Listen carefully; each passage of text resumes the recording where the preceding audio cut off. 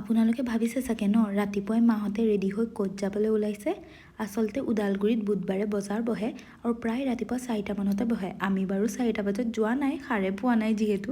সেই 7টামানত গ'লোঁ, মই মা জেঠু আৰু জেঠায়ে গ'লোঁ। আহি চালোঁ আমাৰ টিকলিজনীও সাৰ পালে। বজাৰৰ পৰা আকৌ আমি টেকেলি পিঠাও লৈ আনিছিলোঁ। সেই চাহৰ লগত টেকেলি পিঠাকে খালোঁ। আৰু আপোনালোকে যে আমাৰ টিকলি দুজনীক ইমান মৰম দিছে, সেইবাবে চবকে থেংক ইউ দেই। বজাৰৰ পৰা আকৌ মাছো লৈ আনিছিলে, জীয়া মাছ। সেয়ে মই অলপমান ৰেকৰ্ডো কৰি ল'লোঁ। ইফালে জেঠায়ে শাকবোৰ বাচি আছে আৰু মোৰ কাম এটাই, মই টিকলিৰ লগতে খেলি থাকোঁ। দিনটো তাইৰ লগতে লাগি থাকোঁ।